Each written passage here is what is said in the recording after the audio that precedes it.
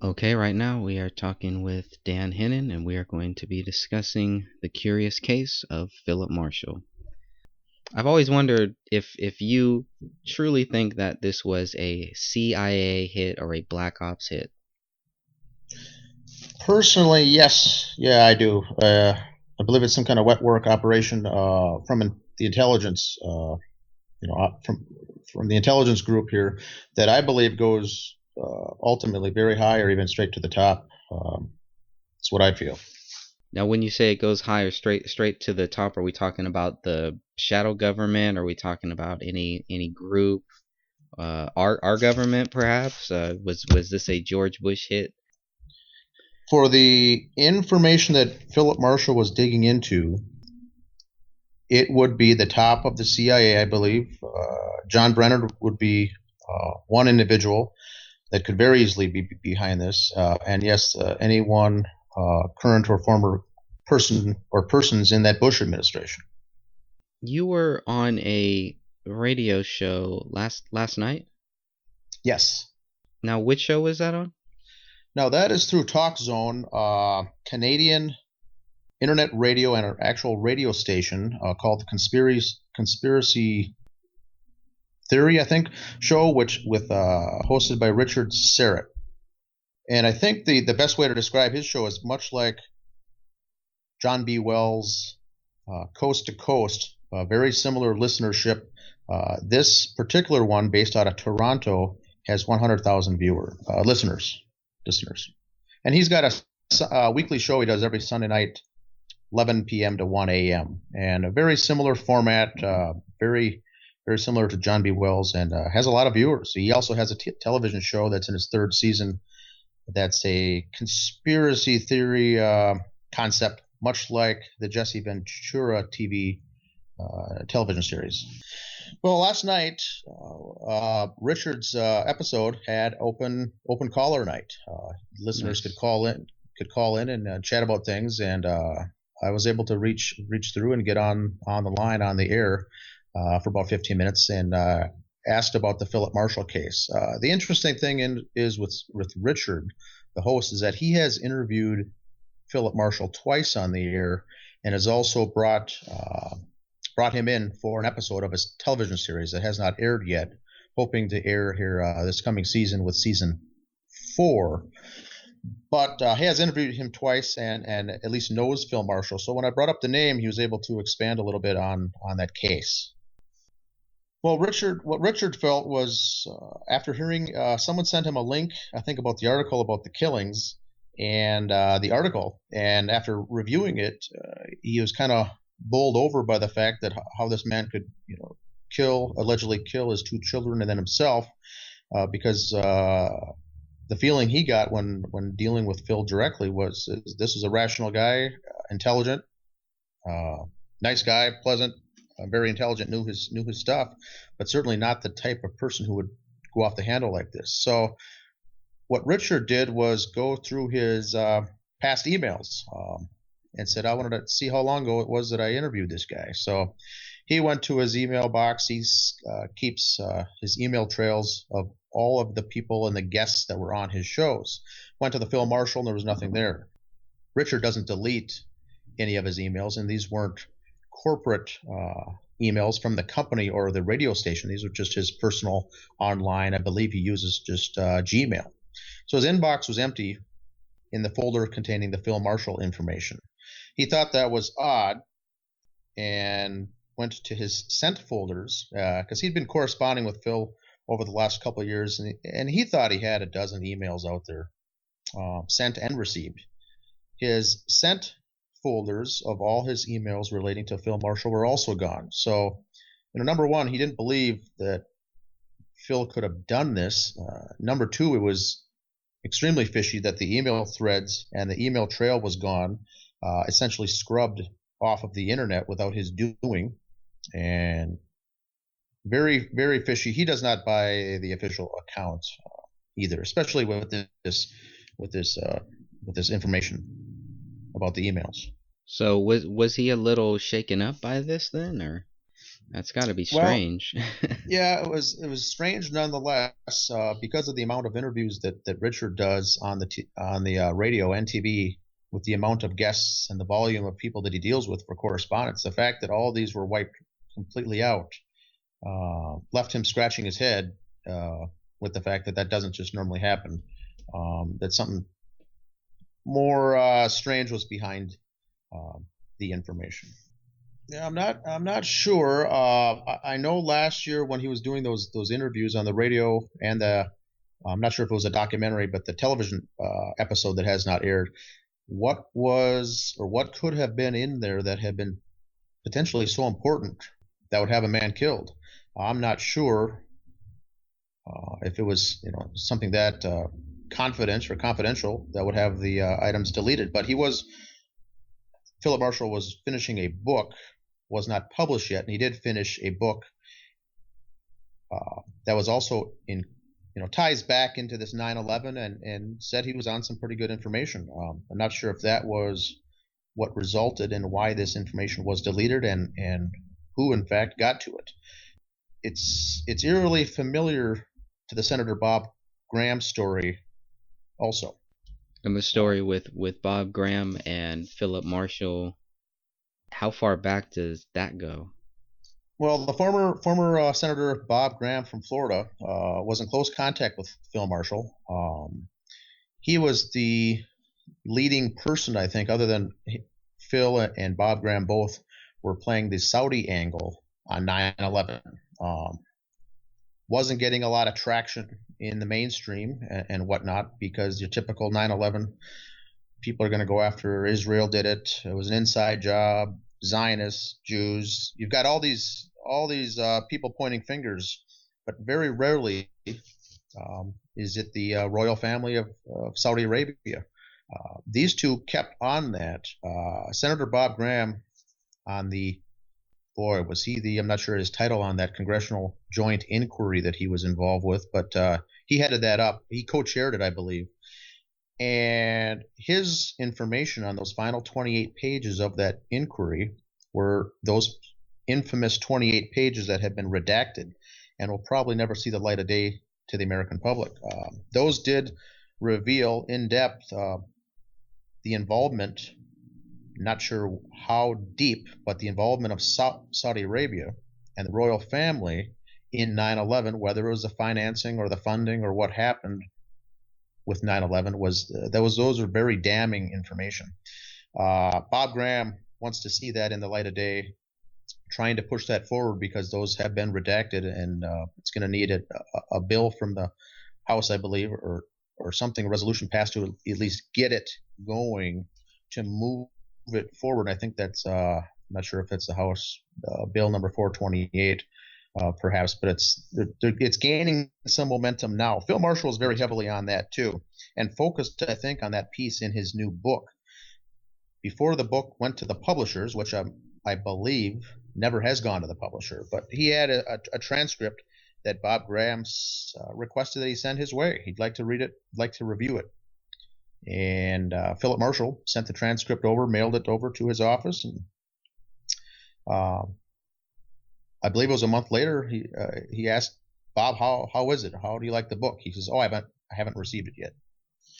So Mr. Marshall mailed it again, made another copy, mailed the entire book, the transcript, to him. And this happened 3 more times before he realized Bob Graham wasn't receiving any of the copies. I never received the transcript of Phil Marshall's book in the 4 times it was mailed to his office. Bob recommended mailing it to his home address. And sure enough, Phil did that, and the senator got it, was reading it, enjoyed it, thought he was on the right track. But the fact that those 4 copies of the manuscript of Phil Marshall's latest book was lost, intercepted, or stolen, whatever happened there is very, very fishy, very eerily reminiscent about this. Relates to the Richard Serrett case on the radio station. I'm not sure personally what was in those emails that were deleted, or what was even the book about. But whatever he had could have been the essential nail in the coffin for Mr. Phil Marshall. Yeah, and Bob Graham is probably the only one that has actually read that book. It's is what it seems like. He must still have a copy then. I would assume he still has a copy, and I don't think anyone else, to my knowledge, had a transcript or a manuscript of that book. I think he was the only one in his hands. The book was also on his laptop, on his personal laptop. The notes for the book and the book itself. After the killings, what I like to call a triple homicide, that laptop was confiscated, taken to Sacramento Department of Justice, as far as I know, we haven't heard anything more from it. So someone got into got that laptop and the contents of it. I don't believe Phil Marshall saved that manuscript to a USB jump drive or saved it to a CD-ROM or saved it to another computer. Perhaps it was only saved locally on his hard drive. Is what I believe. Yeah, and so there's a 50-50 chance maybe that there's a physical copy out there somewhere because I don't know how Philip did it, but I always like to have a physical copy and just kind of go through it and check it out and make sure there's no typos or anything like that or weird grammar things or stuff like that. But we don't know. But it is strange that at this point it seems like we need to be asking Bob Graham, what was in that book? What did Philip what was he writing? Yeah, it would be very interesting to find that out. To see what the contents was, what he had. On one blog, there was something mentioned that Phil Marshall was on some new explosive information. I don't know what that could have been. It certainly could have been something he was killed over, but it certainly seems strange. The day that the bodies are found, the house was quickly cleaned.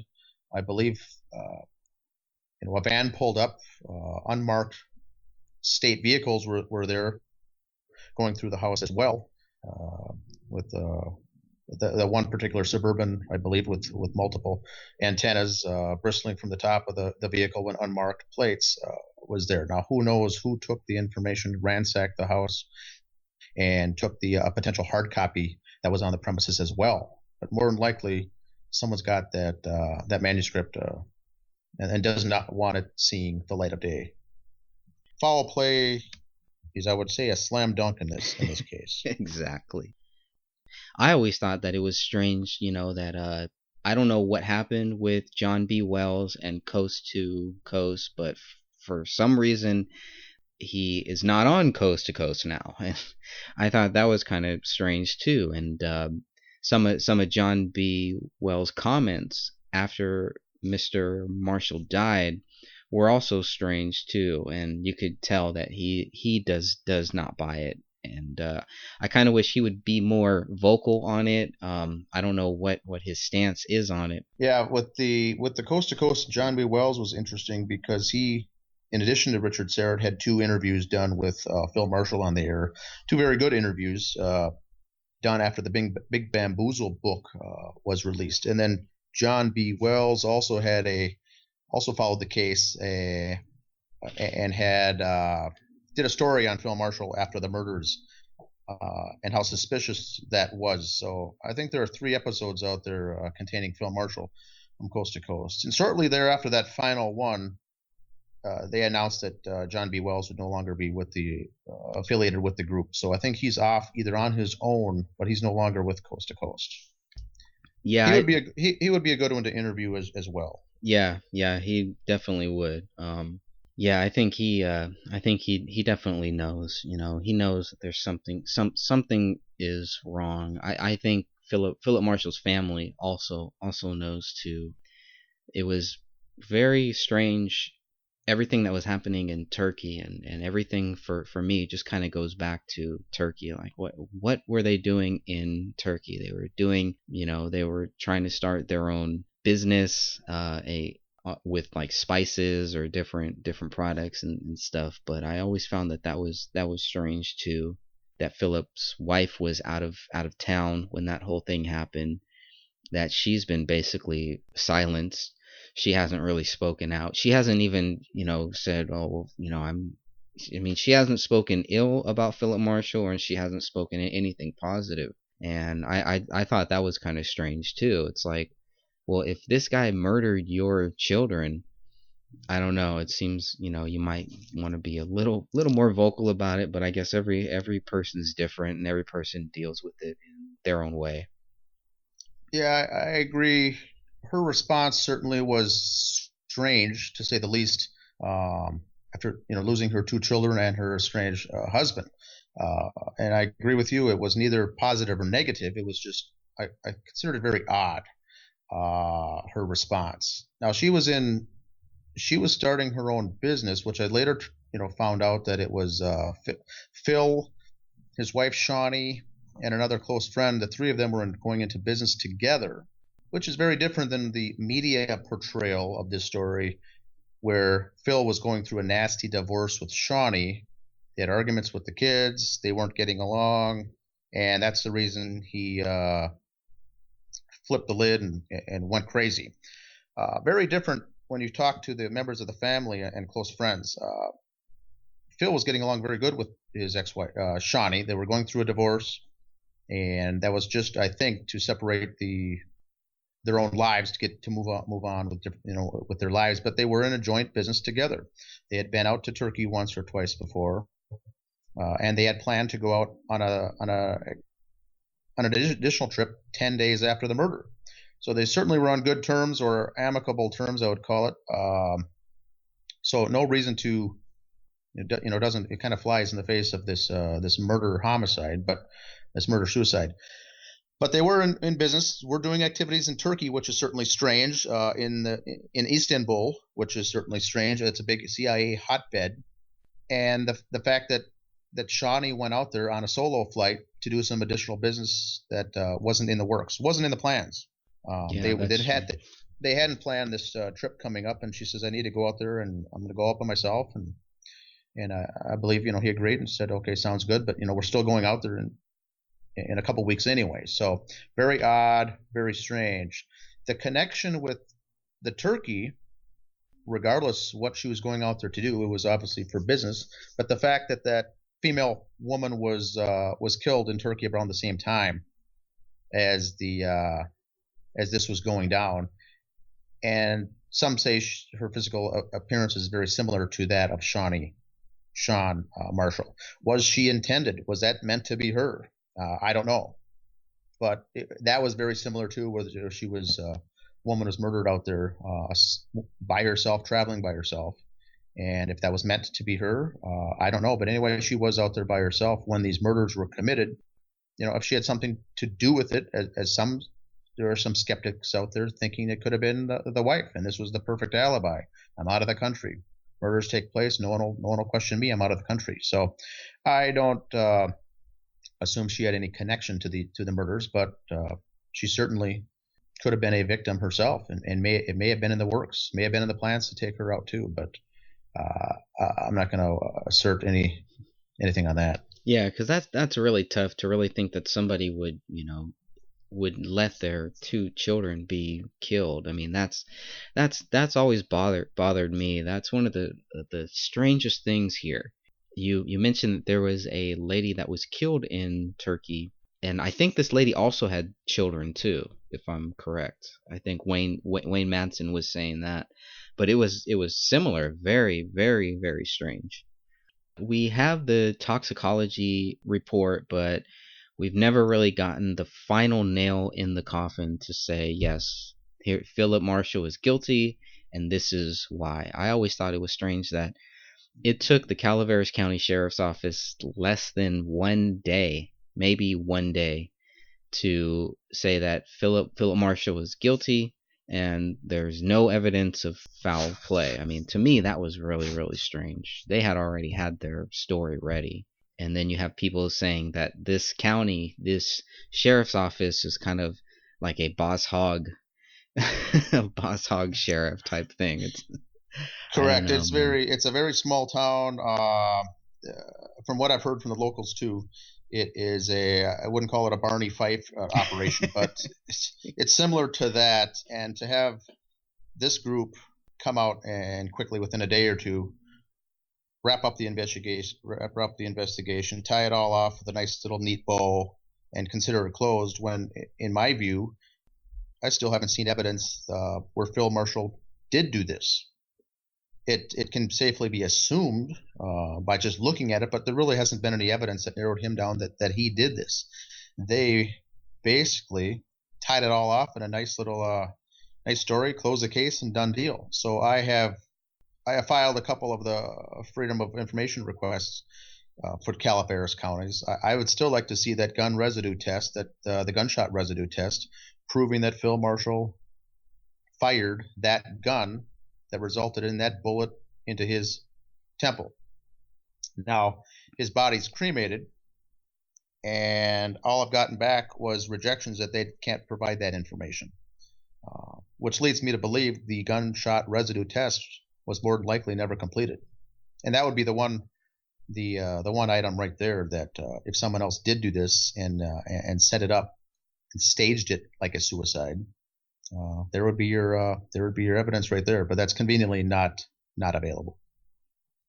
Yeah, and that would be their smoking gun to basically say, look, he fired a gun, and that's our proof. And they've never gone there. They've never had that proof, and I don't think that they ever will. I don't believe anyone could ever prove that Philip Marshall is guilty of what they say he was guilty of.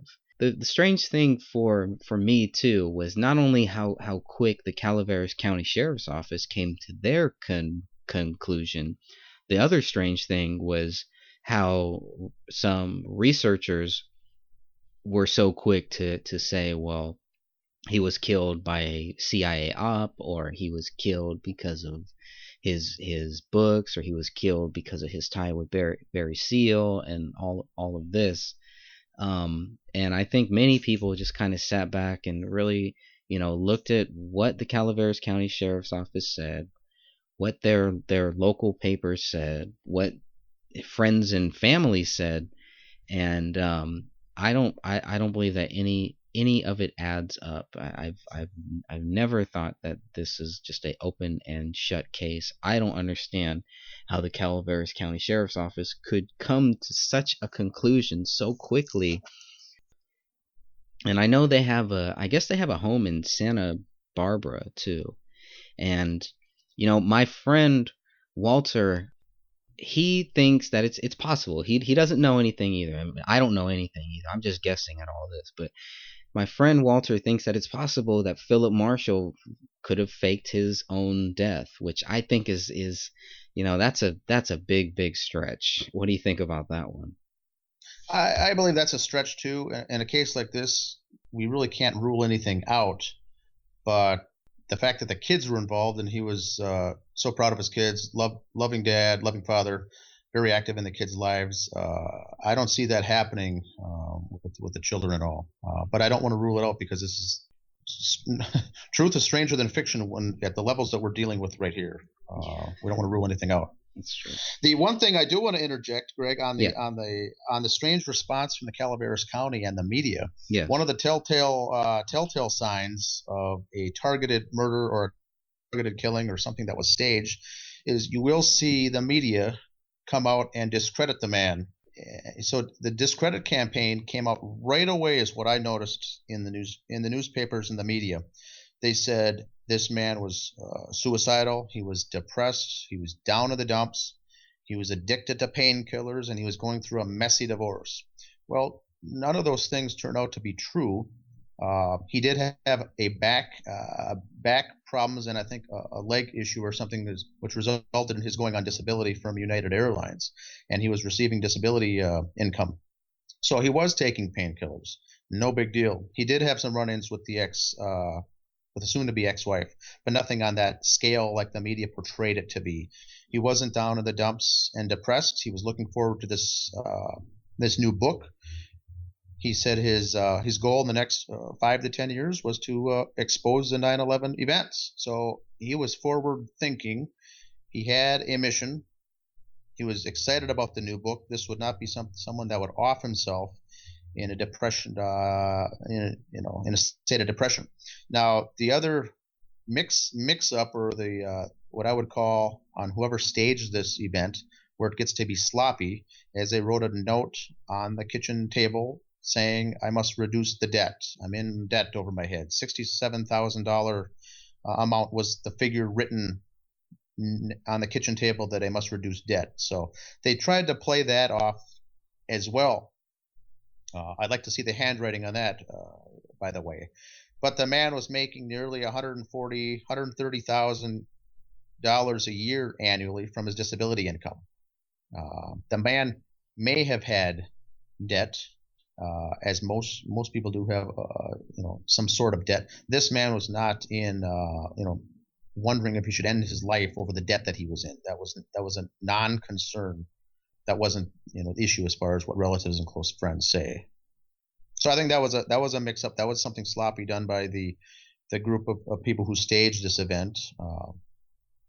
So it's kind of strange. I mean, the man owned a 9mm handgun, but didn't own ammunition for it. That's weird. So we asked, the other thing that I asked for in the Freedom of Information requests was, I'd like to see a photocopy of that receipt when he went into the Big Five sporting goods store.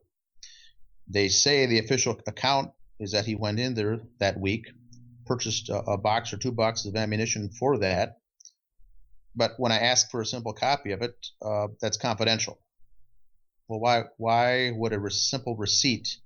You can certainly make that public. Once again, that would be on their own best interest to support the case, like Right. like revealing the gunshot residue test. You'd think that with all these people doubting the case, that the Calaveras County would say, you know what, here's the results, here's the smoking gun, he did it himself. In fact, here's the receipt. In fact, here's the video of him at Big Five Sporting Goods making the purchase on closed circuit television there in the store. Well, there is no video. All we get is the authorities saying the man who purchased it, the clothing matched his clothing at home. He didn't use a credit card, so we can't track that. They said he used cash when he bought the ammunition. And the cash receipt is sitting there conveniently in his car seat at home. Well, anyone could have made that purchase, but they won't release the facts that the purchase of that ammunition. Keep in mind too that it was only a month earlier that the Sandy Hook event took place. Many stores and outlets for ammunition were very low as people were stocking up, and people were also many of the shelves were low on inventory on any types of ammunition, because they thought there was going to be some gun grab coming through legislation after the results of the shooting in Sandy Hook. So when the police and the officials had to recreate and reenact the scene of the shooting, they couldn't find on the shelves that Fiocchi brand ammunition that Phil allegedly used. So they had to go and get a box through the headquarters of the ammunition company maker to even do the analysis of what took place that day. So it seems to me there was an off brand that wasn't available, that Phil wouldn't have, even from what we know, even bought ammunition. But conveniently, there's a receipt showing the purchase of the same week that the event happened, and he happened to pay cash. So another thing that's very fishy in my mind. Yeah. Did you see that movie that they did? I think it was Eric Stacy did a film about Philip Marshall's life or death. Yes, the film, I did see that. I do recommend everyone to see that. It's available now on Vimeo. It sets the scene of a potential setup and a cover-up in the case. That's called Unthinkable. That's a very good film. It was premiered over 1 week in New York City, and now it's available, I believe, as a rental or even on Vimeo. Do you know anything about the guy who made that movie? I have limited. I saw the information, and his name is Eric Stacy. He's a film producer out of Portland, Oregon. He began following the case of Philip Marshall from a link sent to him by Barbara Honegger. Now, Barbara Honegger, if you know, is a real good researcher into the 9/11 events. So I think, and she's from Washington, she forwarded Eric Stacy a link to the story, and he's been following it ever since. Was not aware of our Justice page, and so I've never.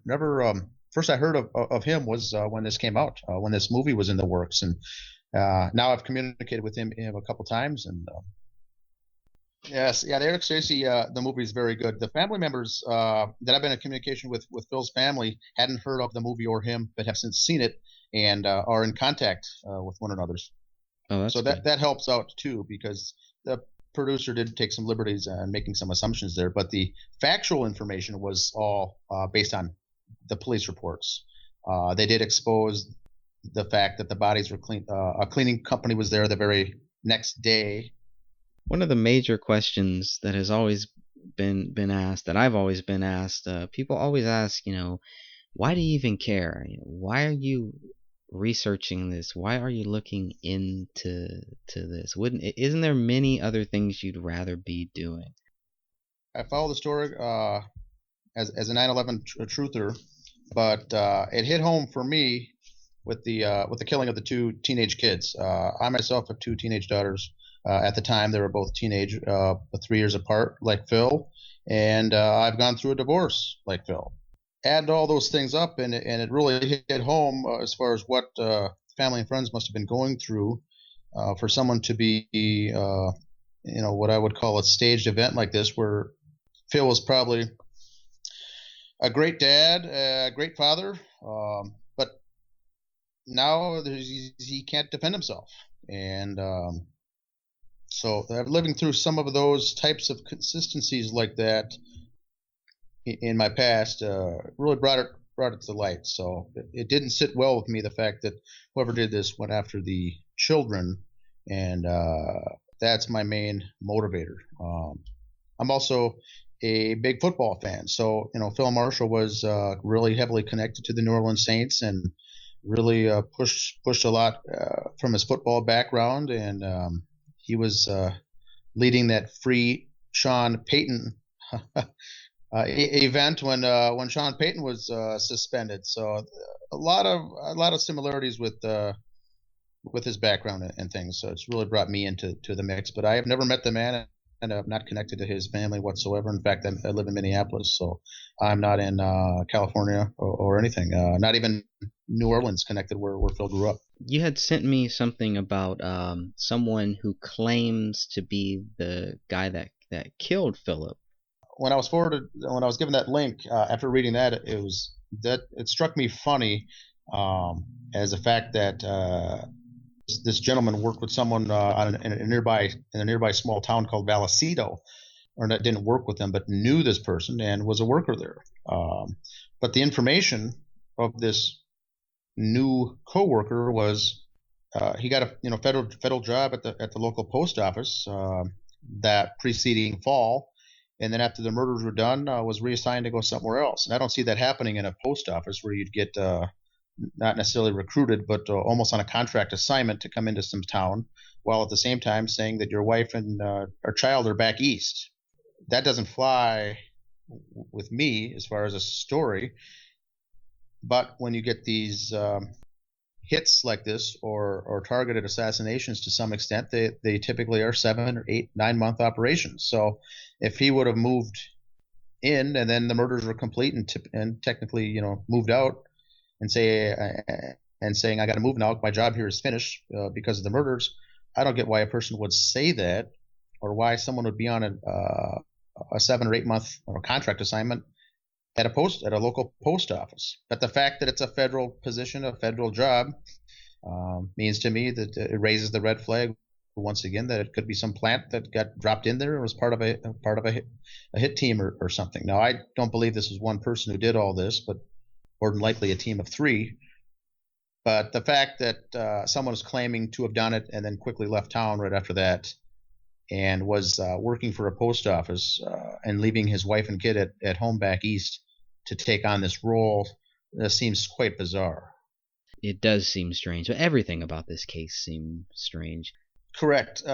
His house is located in a housing development there, right next to a golf course and right next to a canyon, where his backyard butts right up to wild, open wilderness, essentially. So there is a trail on the outside of his home it's a fire trail. I think for vehicles to get back there. So this could have been very easily pulled off. One plausible explanation would be, a team or a group of people came up either on a golf cart or a small vehicle or something, did the hit, and off they went, and neighbors would not be the wiser.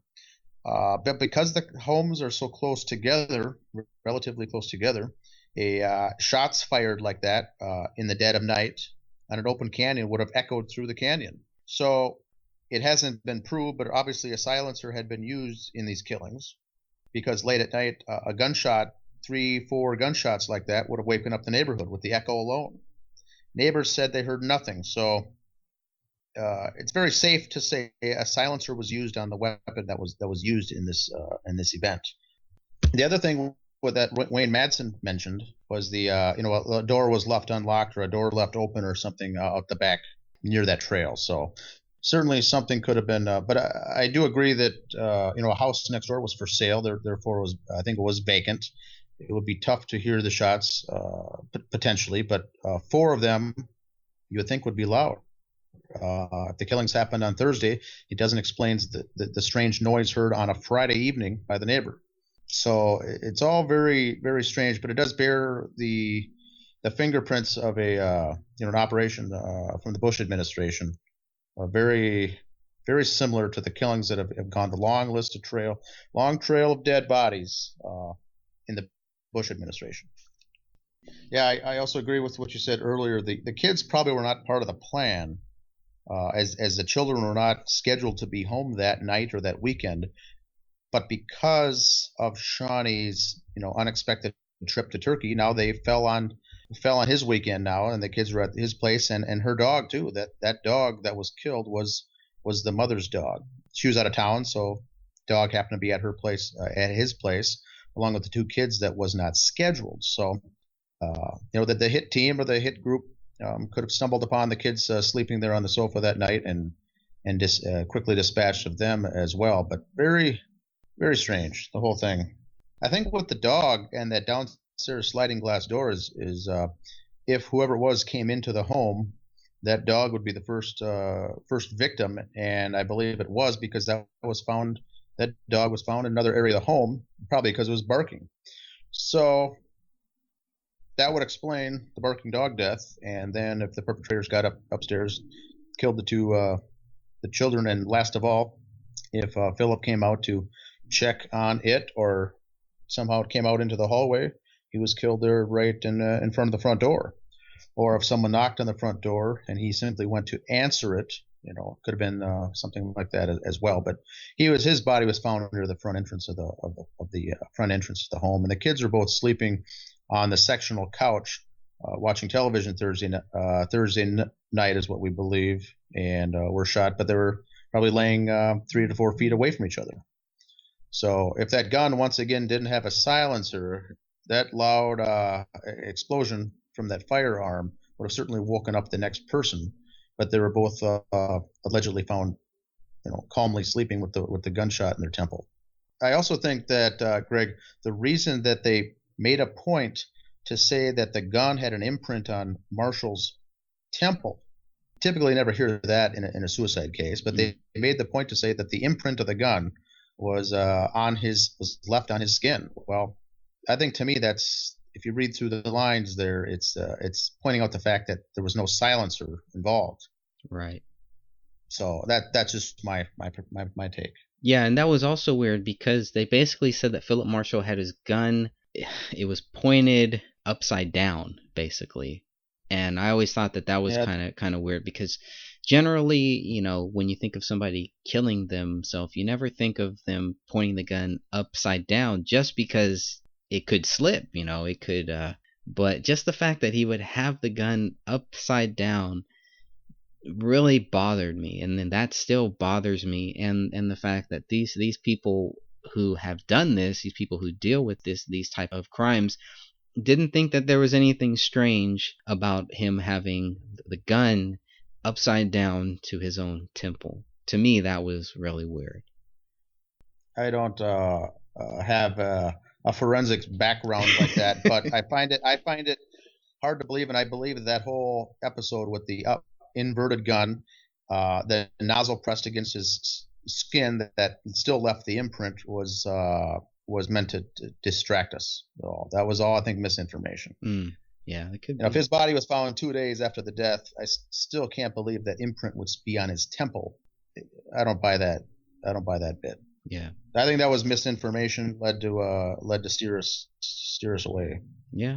Because Yeah. I've never heard that kind of information on report of a suicide at all ever, and it just seemed odd that it was even present in the report.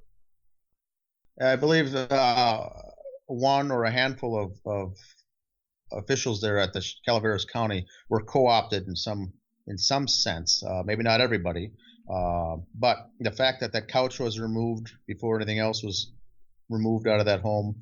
Remember that Super Bowl party was supposed to be that Sunday, and Phil, another reason to get away from the suicide thing is that he explained to his friends that he was excited for going to the Super Bowl because New Orleans was hosting it. So he was looking forward to watching that game on Sunday. Although the Saints weren't in it, it was being hosted there in his hometown. So he was looking forward to that. Bodies were found on that Saturday. The couch was quickly removed. The bodies were removed, and the place was professionally cleaned all that weekend. Very strange, to say the least.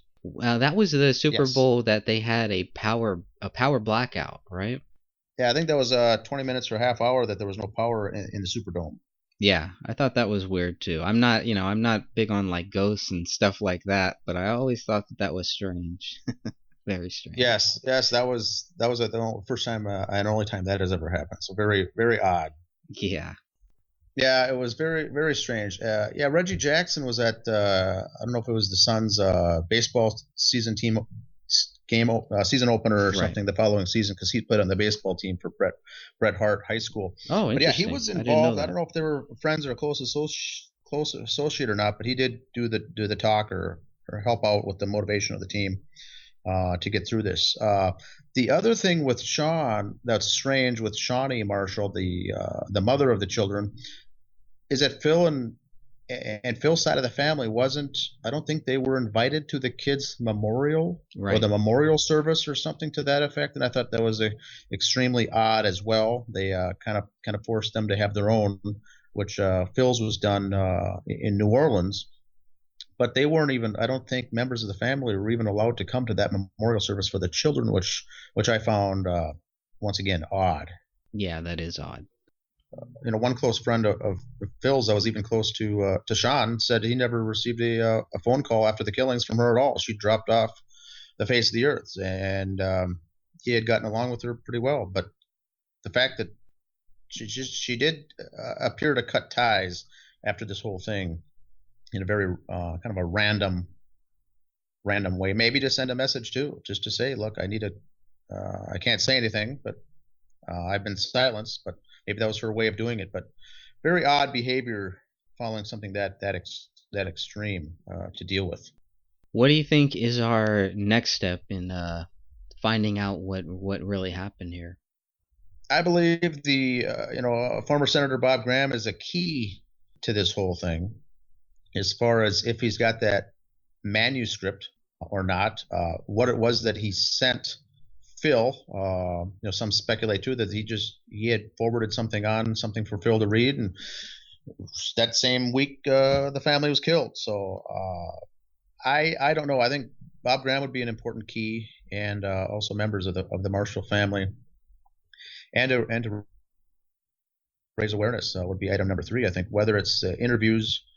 Coast to Coast or John B. Wells or Richard Serrett, just to get the word out, internet, Twitter, as we've got 295 members on our justice page that are following, and more keep getting added. So Yeah. anyone who looks at this case after 10 minutes of research knows something's fishy. So it's kind of a slam dunk there that it's no conspiracy. This is real life we're dealing with here. It's something, it doesn't add up. The whole thing is too fishy. So Well, tell us. I think getting the word out, I think would be the first thing, and making some other key contacts. That's why you started this Facebook group, or Facebook is it's a group, not a page, right? I Yeah, always get those mixed. it's a Facebook, not a fan page, but it is a group. Yep, it's a Justice for Phil, Michaela, and Alex Marshall Facebook group that people can once they're invited or in the group. It's open. It's public. People can read it. We've been posting lots of information photos and whatnot. But originally it was a justice for Phil page, but we did not want to leave the I think the importance of the children hold a lot of weight in this as well, because we have been getting students and classmates of the individuals of Alex and Michaela are in the group as well. I see a lot of requests come through from kids at Bret Harte High School, and they are certainly watching this case and following this story. They may not be active posting, but they're certainly out there investigating, because all those students said, I don't, anyone who was close to the family says, I don't, they didn't buy this from the beginning. It did not jive. I mean, Phil was a little league coach at one point for his son Alex, and was very active in sports. They didn't buy this at all. So I think they're out there. They're certainly out there listening and taking part, but they're in a tough position because they can't be active or vocal also, because you're going to be labeled like we have been. So the very first witnesses of the kids who went to the house looking for Alex and Michaela, and looking through that glass entrance door, and from what I hear, from there they were able to see all three of the bodies. One report that was not confirmed, but I find strange, but it's an interesting tidbit, is that there was reports that the first witnesses on the scene said the two kids were not sleeping, resting peacefully on the couch. They were in a position on the couch or on the floor as if they were trying to, quote, get away. Now, that hasn't been confirmed, but I find that very odd, if someone would indeed, why someone would make that up. Once again, maybe to lead us down a different path, but the only evidence we have is that they were sleeping peacefully on that sofa, on that sectional, when they were found. Well, that would lead me to believe that the bullet hole and the blood would be on that sofa. So why was that sofa removed one day later? Why was that so quickly moved? Maybe there wasn't evidence that there was no blood on that couch, and the kids were just killed somewhere else and brought up to that living room. But I don't want to speculate as well. Any final thoughts here? Any final words? The only thing that I would got that I have that I would urge other listeners to investigate is Phil Marshall was investigating Pinal Air Park. That was that boneyard, that old CIA up front airport just north of Tucson in Manera, Arizona. Pinal Air Park is where lots of old flights, old airplanes were stored, but it was still an active runway, but it was in the desert enough that it largely went unnoticed. He was really getting into that, and had planned to expose some of the things that went on there, because that's where he believed some of the hijackers perhaps were getting trained, flying live full-size 47s and 767s, not learning how to fly on a simulator or a small airstrip, but they actually had Boeings and live full-size airliners there that would have went unnoticed. The only time that he went there, he was quickly urged away and told not to take photos, and quickly brushed aside. Civilians can't get close to that airport at all. So if that was something he was investigating, or was possibly the content of that new book, it very well could be. But that's it sounded to me that he was on that Pinal Air Park. And that's the board of directors, I think, even to this day, contain members of the CIA, former CIA agents serve on that board of directors to this day. That's the very suspicious thing of 9/11 is what Phil thought, and perhaps Bob Graham as well. But that was a missing piece of the puzzle. I know that you saw that we had posted a photo of the Marshall home, and on the front door it said love wins. Somebody wrote love wins on their front door. What did you think about that? I thought that was strange. After going through something like that, a murder or something that horrible taking place, it reminded me of the days after the Sandy Hook shooting. The strange response by the parents and the families of love, love, love. Let's forgive the shooter. Let's forgive this. Let's forgive that. The Phil Marshall case. I mean, a typical person going through a tragedy like that is still going to go through their anger, their denial, their sadness phase, their grief, their wanting to get back, and then last of all is going to be, okay, let's forgive the person. But right off the bat, we see signs of love, hearts, love wins, and to me that was another potentially a red flag. Whereas you would jump to that conclusion right away and start without being angry or mad or dealing through your grief stage, you jump automatically to let's let love win this whole thing.